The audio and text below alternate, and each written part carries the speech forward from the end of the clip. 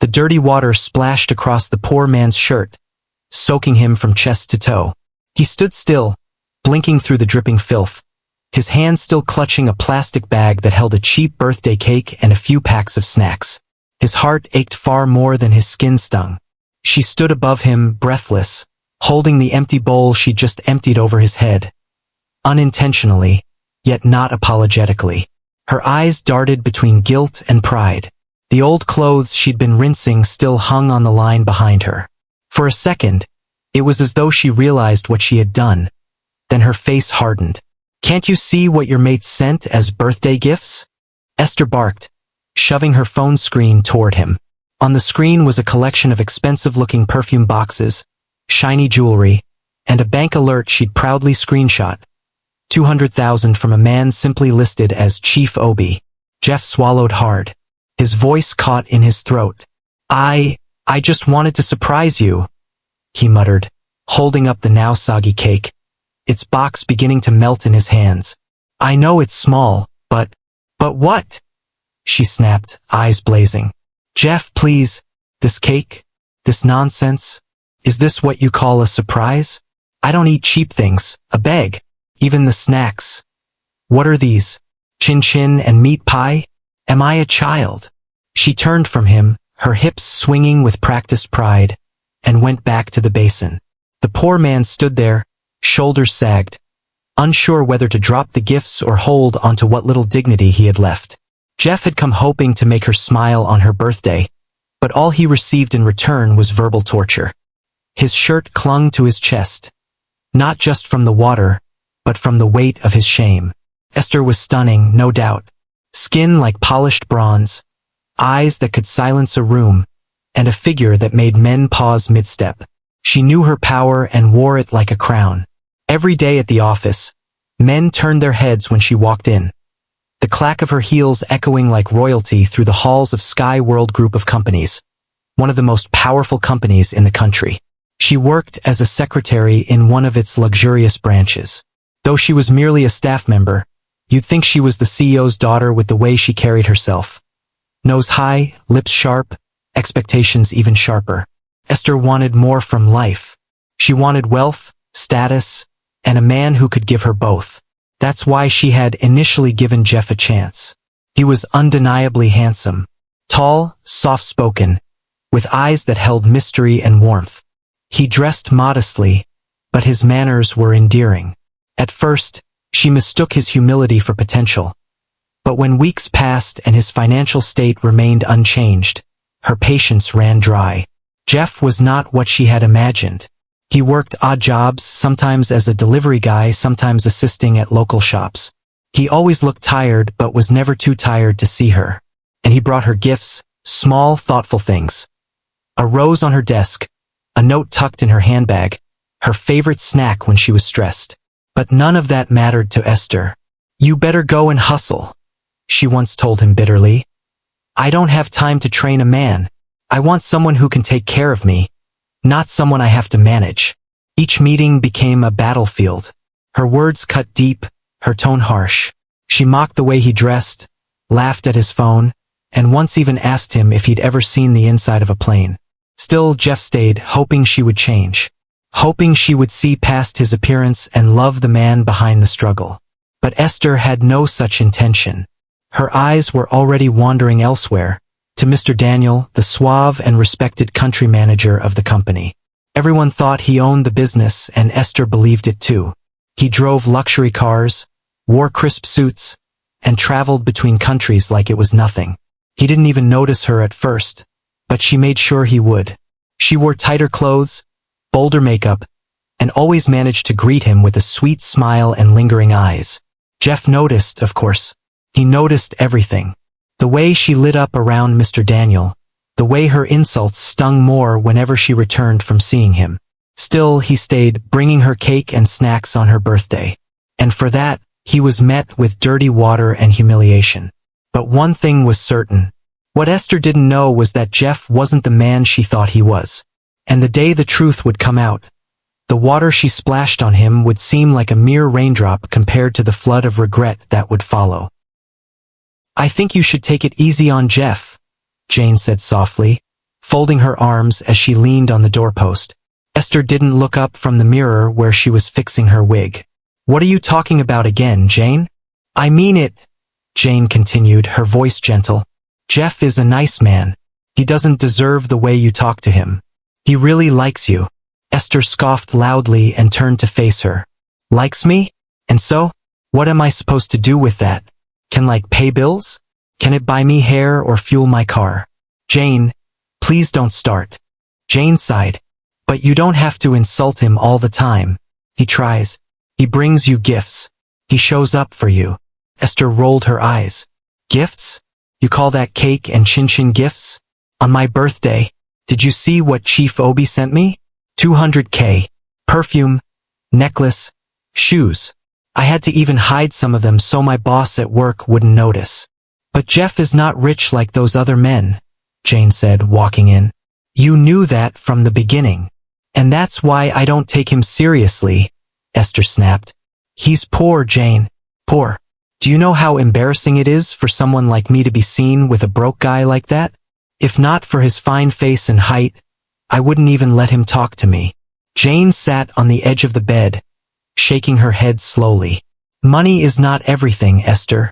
At least he respects you. He cares. Can't you just appreciate him for that?" "Appreciate what?" Esther laughed bitterly. "His presence makes me sick sometimes. He smells like cheap soap and always looks like he hasn't eaten. I can only manage him because he's good-looking. Maybe if he gets rich, I'll think about it. Until then, a beg. I no get time." Jane was quiet. There was nothing more she could say. She had tried again and again to make Esther see reason, but her friend was too proud, too focused on material things.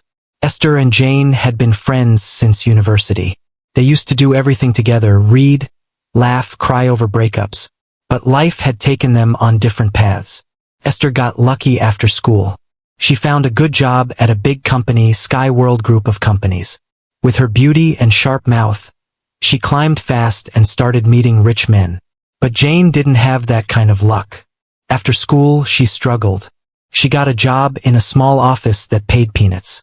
She managed until the company shut down, leaving her jobless. Since then, she had been trying to survive by selling things online: cheap wigs, lip gloss, and secondhand clothes. Sometimes she made sales, sometimes she didn't. It was hard, but she kept pushing. She was staying with Esther for now, sleeping on a mattress in the corner of the room and helping out with chores.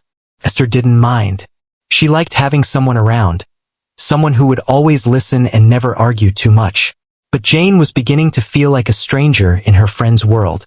She looked at Esther now, all dressed up with her makeup done, checking her phone for messages from Mr. Daniel, the same man she was trying to get to notice her. "Just don't hurt Jeff too much," Jane said quietly. "One day you might regret it." Esther laughed. "Regret? For what?" "Jane, I'm not like you. I know what I want in life. Love is sweet when money enters. That's the kind of life I'm looking for." Jane stood up and walked out of the room, her heart heavy. She couldn't explain it, but something about Jeff made her want to defend him. Maybe it was the way he looked at Esther, like she was the only woman in the world. Maybe it was the quiet sadness in his eyes. Or maybe it was because no one had ever looked at her that way before. Esther couldn't stop smiling as she stepped out of the restaurant. Mr. Daniel had taken her to one of the finest spots in town. Everything sparkled, the lights, the cutlery, even the bottled water looked expensive. And the way he looked at her across the table made her feel powerful. He had complimented her dress, asked about her work, even laughed at her jokes. When he offered her a ride home in his sleek black SUV, she almost floated. This was the life she had dreamed of. As they drove, Esther leaned back in the leather seat and smiled to herself. "This is it. I'm finally getting through to him," she thought. "Soon I won't be just a secretary. I'll be the woman beside the boss." When he dropped her at her gate, he said with a smirk, "Maybe next time, dinner at my place?" She giggled and nodded. "Just say when." Her smile vanished the moment she opened her front door. There, sitting quietly on the worn-out couch, was Jeff. He stood up immediately when he saw her. "Esther, I just wanted to surprise you. I brought some fruits. But Esther rolled her eyes and slammed the door shut behind her. Are you serious right now? You want to spoil my day? Jeff blinked, confused. Spoil your day? I thought you'd be happy to see me. I've not heard from you all week. You should have called before coming, she snapped, tossing her bag on the table. Do you think I just sit around waiting for you? Jeff opened his mouth to speak, but she didn't let him. Look at you, she said, voice full of venom. Same shirt again? Can't you get something better to wear? And those fruits, what am I supposed to do with them? Do I look like I'm starving? Jeff looked down at the nylon bag in his hand. I just thought you might like them. I wanted to see you. I've missed you. Esther shook her head and scoffed. Miss me? I beg, save it. Your presence alone is giving me a headache. You know what? Maybe I just tolerated you because you're fine. But the truth is, you're a burden. Always showing up empty-handed and expecting me to clap. Esther, that's not fair, Jane said from the doorway, her voice calm but firm. Stay out of it, Jane, Esther snapped. If you like him so much, go and date him. Jane walked over and gently took the bag of fruits from Jeff's hands. Come, let me walk you out, she said quietly. Jeff didn't say a word. He looked at Esther one last time, hoping she'd say something, anything different. But she had already turned her back and was scrolling through her phone. Outside, the night was quiet. The only sound was the soft crunch of Jane's slippers on the gravel as they walked slowly down the street. I'm sorry, Jane said. You didn't deserve that. Jeff shook his head, trying to smile. It's okay. Maybe she's just tired. No, it's not okay, Jane replied, her voice shaky. You've been nothing but kind to her. She doesn't see it now, but one day she will. Jeff looked at Jane. Her eyes were soft. Her tone was warm. In that moment it felt like she really saw him. Not as a poor man, not as a bother, just as a person. Thank you, Jane, he said quietly. She smiled. Anytime. They kept walking, side by side under the dim streetlights, while behind them, Esther sat in her room, texting Mr. Daniel. She thought she was rising, but she had no idea just how far she was falling. It was a Saturday afternoon. The sun was high but not harsh, and a soft breeze came through the window. Esther and Jane were stretched out on the old sofa in the living room, resting their tired legs after a long, stressful week at work. A movie played on the TV, but Esther wasn't really watching. Her eyes were fixed on her freshly painted nails. Suddenly, her phone rang. She sighed and rolled her eyes the moment she saw the caller ID. What does he want again? She grumbled. Jane looked up. Who? Esther didn't answer. She just swiped and answered the call. Hello. Jeff's voice came through, weak and barely audible. Esther, I'm sorry to disturb you. I'm not feeling well. I've been admitted at the clinic near the market. I was hoping you could help me. Maybe bring something to eat. I haven't had anything since yesterday. Esther sat up, her face full of irritation. Are you serious right now? Do I look like a nurse to you? I wouldn't ask if I wasn't desperate, Jeff said softly. Please, even if it's just. I'm busy, Jeff. I can't help you today, she snapped and ended the call. Jane stared at her. Who was that? Esther hissed and tossed her phone on the chair. Can you imagine? That poor man is sick and wants me to cook for him and take it to the hospital. What does he take me for? His mother. Jane sat up, concern growing in her eyes. He's sick? And he called you for help? Yes, and I told him I'm busy. I mean, look at me, Esther said, waving her hand dramatically. Do I look like someone who should be serving food in a hospital? The nerve. Jane was quiet for a few seconds.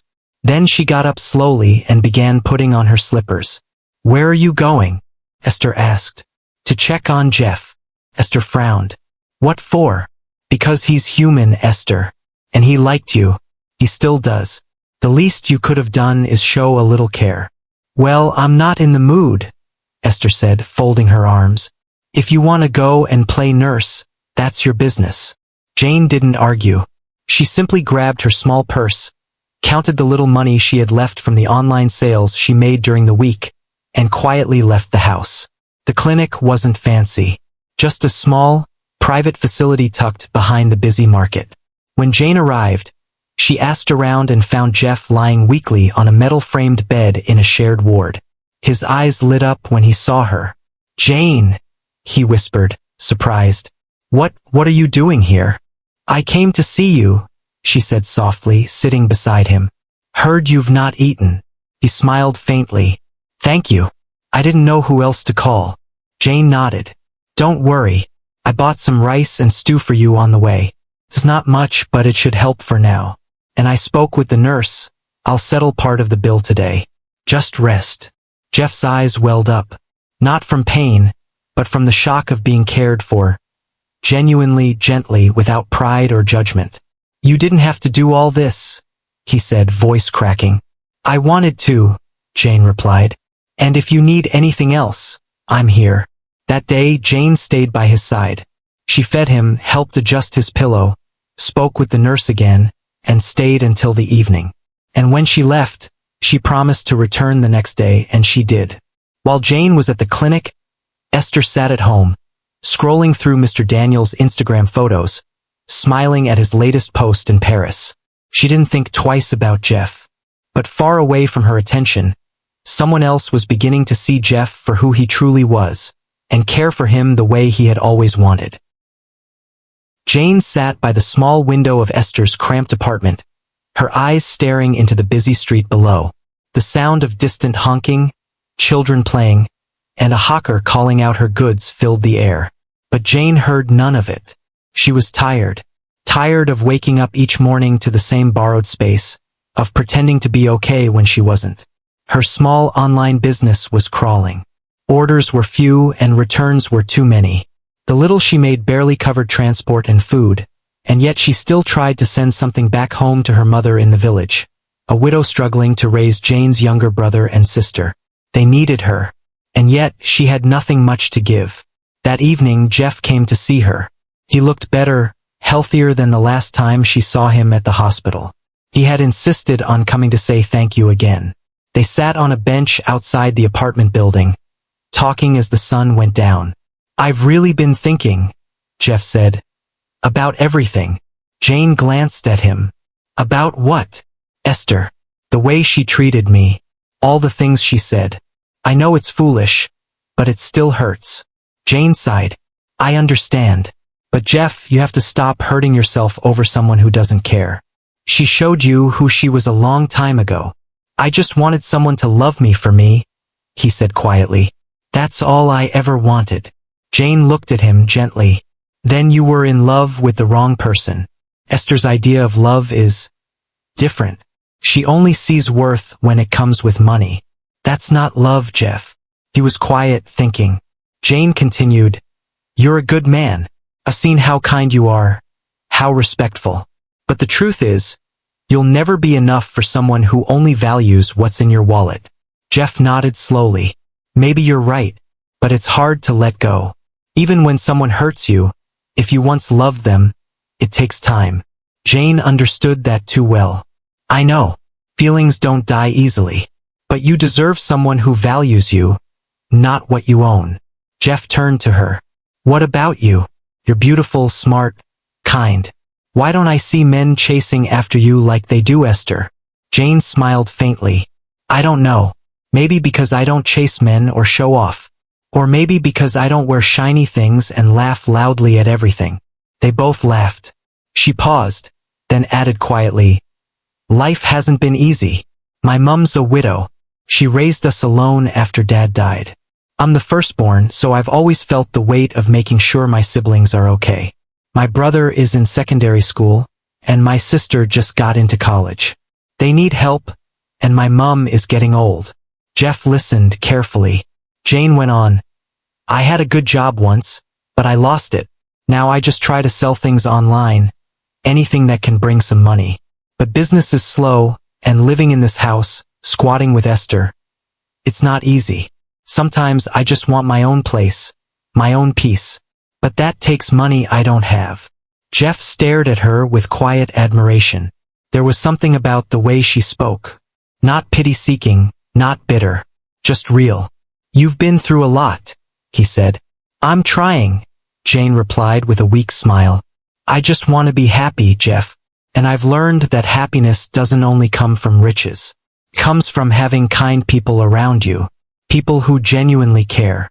He was silent for a moment, then said, But you didn't have to help me at the hospital.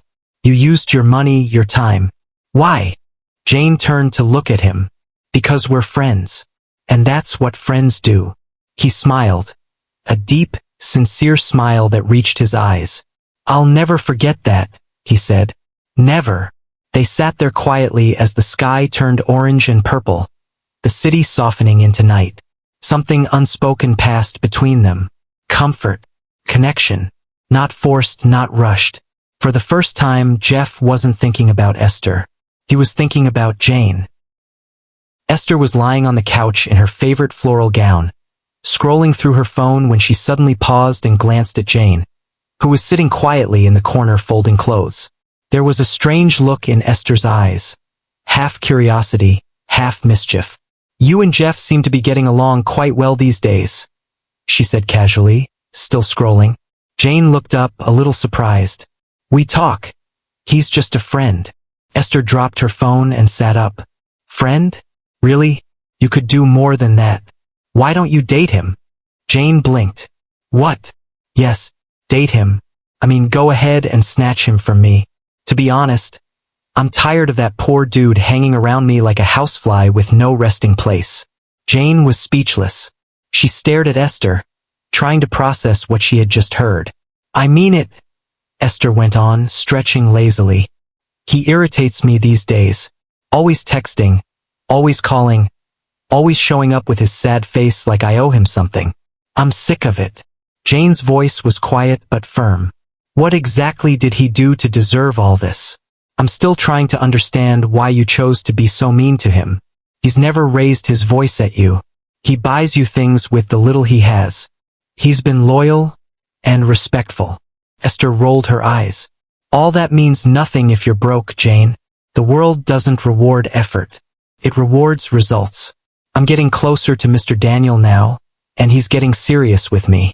Do you know he wants to visit me in this humble house when he returns from his next trip? Jane frowned.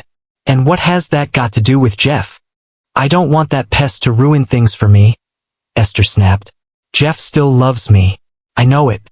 He'll mess things up by showing up and embarrassing me with his cheap shoes and plastic bag gifts.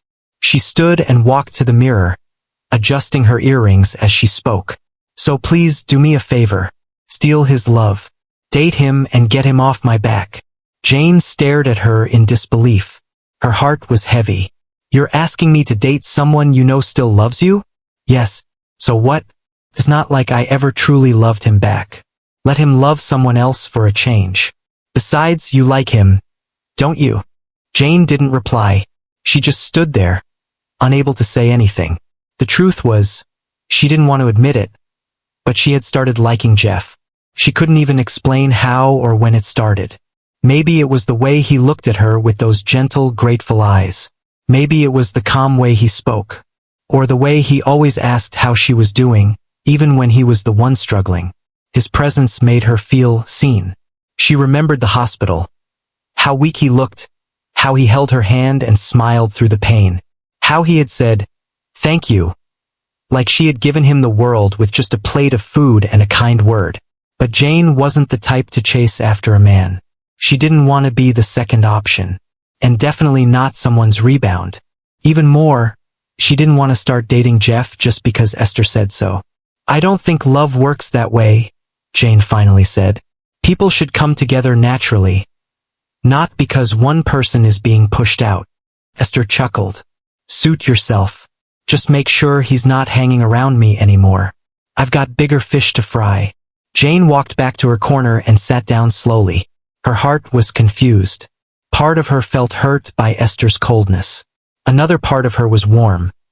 Remembering Jeff's kindness, his laughter, the way he always said her name softly like it mattered. Maybe she wasn't ready to call it love. Not yet. But it was something. She didn't say another word to Esther. She just folded the rest of the clothes and went about her day. Deep down, though, she knew the wind was changing. Whatever was coming, she would let it come on its own. Let's just see how things go, she whispered to herself. The sun had already set, and a cool evening breeze swept gently through the small apartment window. Jane was humming softly to herself as she folded laundry on the couch when she heard a knock at the door. She wiped her hands and opened it. There he was, Jeff, standing with a shy smile and a small nylon bag in his hand. "Good evening," he said. "Jeff," Jane smiled, surprised.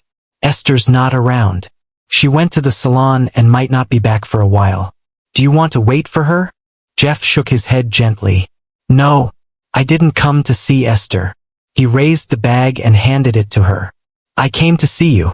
I brought you some fruits, just to say thank you." Jane looked at the bag and back at him, touched. "Oh, Jeff, you didn't have to." "I wanted to," he said simply. "I really want to thank you for being a friend, and for treating me with kindness. Despite everything Esther has done, all the words, the embarrassment, you still treated me like a person. You helped me out when I was sick. That meant a lot to me." Jane's throat tightened a little. She took the bag slowly, unable to stop the smile forming on her face. "That's all right, Jeff. I'm glad I could help. You looked like you really needed it, and nobody deserves to be left alone like that." There was a quiet moment between them, a gentle silence. Then Jeff broke it. "You know, I finally decided to give up on my love for Esther." Jane looked up at him quickly. "Really?" He nodded, his eyes soft but tired. "Yeah. As hard as it may be, I've realized that everything about that relationship is draining. I gave it my best. I kept hoping she'd see something more in me than my bank account, but it was never enough." Jane sat down on the edge of the couch, the bag of fruits on her lap. "That's actually nice to hear. I'm happy for you. You deserve peace." Jeff gave a small smile. "Thanks. And I figured I'd start by surrounding myself with kind people. So, how about we go grab some ice cream? My treat." Jane's eyes lit up slightly, then she chuckled. "Ice cream? Yeah, simple, sweet, and peaceful. What do you say?" She laughed lightly. "Sure, why not?" That evening turned out to be one of the best Jane had had in a long while. They sat at a quiet spot near a local ice cream shop, sharing stories, laughing like old friends. Jeff had a warm, easy way about him. His laugh was soft, his words thoughtful. He didn't talk too much, but when he did, it was always something worth listening to. Jane found herself enjoying his company more than she expected. She laughed more than she had in weeks. He talked about places he had visited in the past, food he had tried, books he had read, and how he always liked the stars. "They remind me that we're small, but not insignificant," he had said. Jane stared at him for a moment. How could Esther not like this guy? He might not have flashy clothes or an expensive car, but he was polished, handsome, and had an undeniable depth. There was something about him, something real. The more she listened, the more curious she became. For someone who claimed to be struggling, Jeff didn't sound like it. His knowledge, the way he spoke about business ideas, investments, and even art, it didn't match the life of someone poor. He sounded accomplished, like someone hiding something. But Jane didn't press. She liked the mystery. More than that, she liked the way he made her feel comfortable, valued, and not judged. When he walked her home later that night, he didn't try to hold her hand or act like he was owed anything. He just smiled and said, "Thank you for today. I had a really good time." "So did I," Jane replied honestly. As she watched him walk down the street, hands in his pockets, head slightly bowed, she felt something stir in her chest. Something gentle, something new. She liked him, really liked him. And this time, she hoped the story would end differently. It was a quiet Sunday evening. The sun had begun its slow descent, casting golden rays across the dusty streets. Children played with makeshift toys in the background, while traders packed up their stalls. The air smelled of roasted corn and fried akara. Life was slowing down for the day. Jane sat outside the compound, a wrapper tied around her waist and her hair loosely packed in a bun. She was peeling oranges, the little she could afford after a rough week of poor sales. Her phone buzzed. It was a message from Jeff. "Are you home? I'm nearby. I got something for you." She smiled. It was one of those smiles she didn't even realize she had until her cheekbones hurt. Minutes later, Jeff appeared, holding a brown paper bag. "I hope you've not eaten," he said, grinning. She laughed. "I was about to start licking these oranges for dinner." "Well then, this came right in time," he replied, handing her the bag. Inside was jollof rice with fried plantain and grilled chicken, steaming hot, from a small restaurant downtown. "Jeff, this is too much," she said softly. He sat beside her on the bench, watching her reaction. "You've done more for me without asking. Let me do something small for you for once." She looked at him and nodded gratefully, unable to say much. They shared the meal together, both eating from the same plate like old friends. They talked about random things. His love for high-life music, her childhood memories in the village, the silly way her younger brother used to cry whenever someone touched his bread. They laughed until their sides hurt. Then came the quiet, the kind of silence that isn't awkward, just soft, peaceful, and full of unsaid words. "Jane," Jeff began, his voice lower now, "I think about you a lot these days." She turned her head slightly, their eyes met. "I mean, I used to be so crazy about Esther. I thought she was everything. But now I don't even know what I saw. You make life feel lighter, like I can breathe when I'm with you." Jane looked down, then up again. "Jeff, I'm just being a friend. You were hurting. I couldn't just stand by and watch." "I know," he said gently. "But you didn't have to. You chose to. That's what makes it special." She took a deep breath. "I'm scared," she admitted. "I've struggled so long that I don't know what a normal life even feels like. I've been trying to be strong for everyone. My mom, my siblings. I don't want to need anyone." Jeff leaned a little closer. "Then don't need me. Just let me be here. For you. As your friend? Or maybe something more if time allows." Her heart beat a little faster. He wasn't rushing her. He wasn't pressuring her. He was simply offering his presence, his company, his kindness. And for someone like Jane, that meant everything. She smiled and nodded softly. "Let's just take it one day at a time." Jeff grinned. "Deal. So, ice cream next Sunday." Jane laughed. "Yes, next Sunday." As the sun finally disappeared beyond the horizon, Jeff stayed a little longer, not because he had to, but because he wanted to.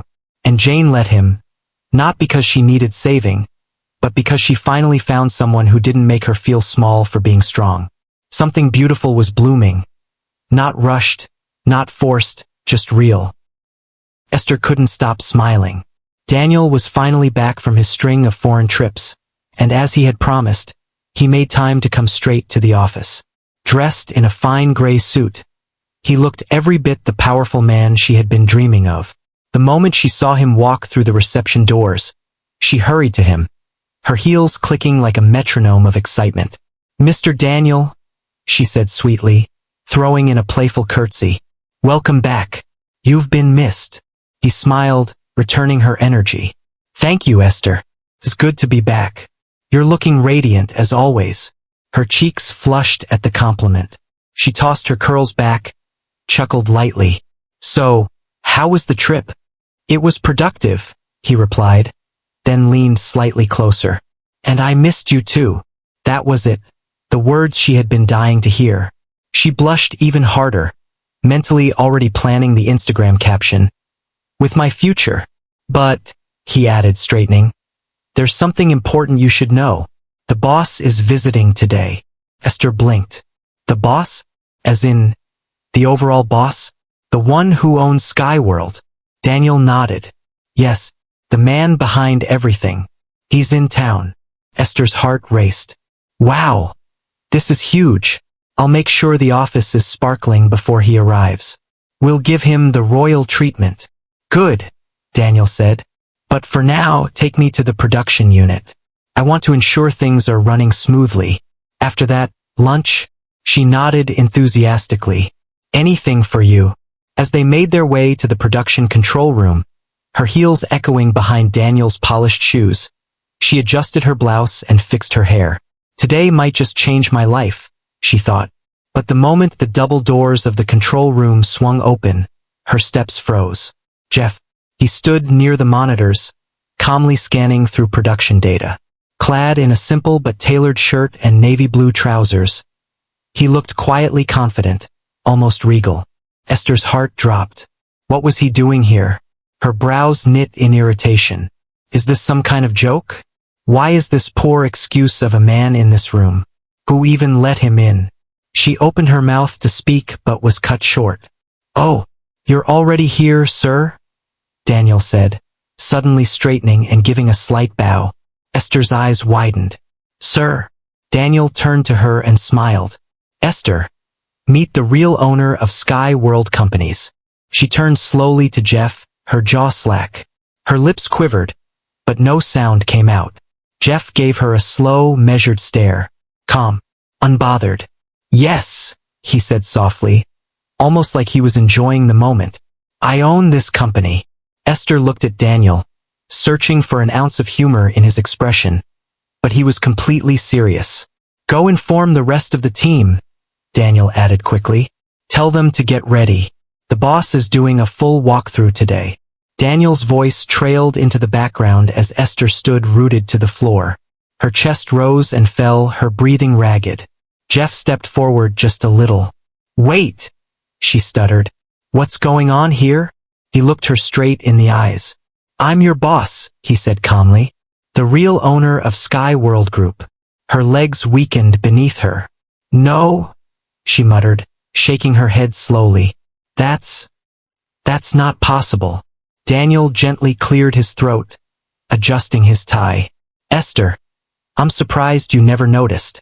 I've always told you, I only work for my boss. He's the mind behind all this. He just prefers to operate in the background." Esther's lips moved, but no words came out. Her hands trembled by her side. Jeff took one more step. His voice was still kind, but it carried weight now. "Power. Truth. I was never testing you. I just wanted to find someone who would love me for who I am, not for my bank account. That's why I came as a simple man." He paused, letting the silence deepen. "But all you gave me was mockery, rejection, insults." Her memory crashed into her like a hurricane. The day she poured dirty water on him, the cruel words she spat, the moments she laughed at his poverty, each one slicing through her pride like broken glass. "You tricked me," she managed to whisper. Jeff shook his head. "No, I gave you a chance." He turned away to look at the staff gathering beyond the glass walls, unaware of the drama unfolding inside. "You just didn't want to see past what your eyes could measure." Esther stumbled backward, her world spiraling, her dreams shattering. This couldn't be happening. But it was. And it was only just beginning. Esther slammed the front door behind her and staggered into the house like a ghost. Her heels clattered to the floor, her bag dropped without care. Her shoulders slumped as if the weight of an entire lifetime had just been dumped on her back. She had been shaking all the way from the office. The day had been hell. How could she have faced her colleagues? The same ones she had bragged to about poor Jeff. She'd insulted the boss of the company without even knowing. She had laughed at his shoes, scoffed at his dreams, belittled his presence. And now, he owned the very empire she had been trying to seduce her way into. She dropped to the floor like a child lost in a nightmare. Her hands clutched her head. Jeff? Billionaire? Sky World belonged to him? If she had just been nice. If she had just smiled more. If she had just opened her heart instead of chasing shadows. The company could have been hers by extension. She could have been the madam. Now Jane was the one catching his attention. Esther groaned from the floor. Her body trembled as she tried to breathe through the wave of humiliation washing over her. Jane stepped out of the kitchen, a towel in hand. She looked at Esther on the floor, brows furrowing. "Are you okay?" Esther didn't respond. Her throat tightened, her pride refusing to give way to her voice. Jane moved closer. "Esther, talk to me." Esther looked up slowly, her eyes bloodshot and teary. "Did you know?" Jane blinked. "Know what? Did you know who Jeff really was?" Esther's voice cracked. "Was that why you tactically snatched him from me?" Jane stood, stunned. "What are you talking about?" "Don't play dumb, Jane," Esther screamed. "Jeff, The man I told you to date to get him off my back. The man you've been secretly enjoying behind my back. He's the boss. The billionaire owner of Sky World Companies. Jane's lips parted, but no words came. Wait, what? Esther stood up now, her body trembling with rage and regret. You snatched him from me. You knew. You must have known. Jane shook her head quickly, genuinely shocked. Esther, that's not true. I swear, I didn't know he was anything more than the simple guy who needed help. You literally asked me to date him. I didn't mean it. Esther cried out, tears now streaming down her face. I was being sarcastic, but now it's too late. It's too damn late, Jane. Jane was still trying to piece everything together. Jeff? The owner? No, that can't be. Esther's voice dropped to a whisper. You have to help me, Jane. Please, talk to him. Tell him I was just confused. Convince him to give me another chance. Please. Jane stepped back. Esther, I don't even understand what's going on. Just then, a knock sounded at the door. They both froze. Jane moved cautiously toward it and opened it slowly. A tall man dressed in a sleek black suit stood at the doorway, his presence professional and commanding. Parked just behind him was a sleek, black luxury car, its lights still humming. Good evening, ma'am, the man said politely. I'm here for Ms. Jane. Jane blinked. Me? Yes, ma'am. My boss is requesting your presence. Esther walked to the doorway, confusion and fear etched into her face. Who's your boss? The man smiled. Mr. Jeff. Jane's heart skipped. Her head turned sharply toward Esther, whose jaw had dropped once again. Then she turned back to the man. You're sure? Jane asked, stunned. Yes, ma'am. Without waiting to hear Esther's shaky breath behind her, Jane stepped slowly toward the car, each step heavy with disbelief. The back door opened and there he was, Jeff, elegant, composed, and devastatingly handsome in a dark navy suit. He stepped out of the car with the poise of a king returning to his throne. His eyes met Jane's and softened. Come in, Jane, he said gently, ignoring Esther entirely. I have a long story to tell you. Jane turned briefly, catching the look of absolute devastation on Esther's face. She had no words, only a storm of confusion swirling in her chest. Then she turned back to Jeff and stepped into the car. As the door closed behind her with a soft thud, the car pulled away slowly. Esther stood frozen at the door, watching the man she had ridiculed drive away, with the only friend she never thought could become her greatest regret. What's going on? Jane asked, her eyes wide with disbelief as she looked around the sleek, luxurious car and then back at Jeff. Are you really the owner of Sky World? Jeff gave a soft smile and nodded. Yes, Jane. I am the owner. She blinked. Are you for real? But why? Why pretend to be poor? Why let Esther humiliate you like that? You could have had any girl you wanted. Jeff leaned back, a heavy breath escaping his chest. Yes, Jane, I could. And that's exactly what scared me. He turned to look at her. Making so much money at a young age attracted the wrong kind of people. Everyone wanted me because I was rich. Not because they cared who I was. Not because they wanted to grow with me or understand me. His voice dropped lower, sincere. I've been hurt before. So I thought, what if I stripped all that away? What if someone could like me? Just me, without the money, without the power. That's why I stayed around Esther. I hoped she'd see beyond her desire for riches and realize I genuinely loved her. He gave a sad smile. But she let me down. Jane's heart pounded as she listened, stunned and silent. But you, Jeff said, gently taking her hand. You came out of nowhere. You came to the hospital. You used your little money to buy me food, to help me, to stay by my side. Not because I was rich, but because you were kind. You didn't see a wallet, you saw a person. What more could a man ask for? Jane's eyes softened. She swallowed hard, emotions bubbling inside her. I always knew there was something different about you, but I didn't think it mattered. You were just too polished to be poor. Jeff smiled again. That's because you saw the real me, Jane. That's why you noticed. Moments later, They pulled up to a grand luxury apartment. Jane gasped. The place looked like something out of a movie. Inside, everything glistened. Glass chandeliers, marble floors, soft gold accents. Jane could barely speak. Jeff turned to her, reaching into his pocket. "I have big plans for you, Jane. But first," he brought out a small velvet box and opened it. Inside was a stunning gold engagement ring. "Will you marry me?" he asked, eyes locked on hers. Jane gasped, her hands trembling. Her eyes filled with tears.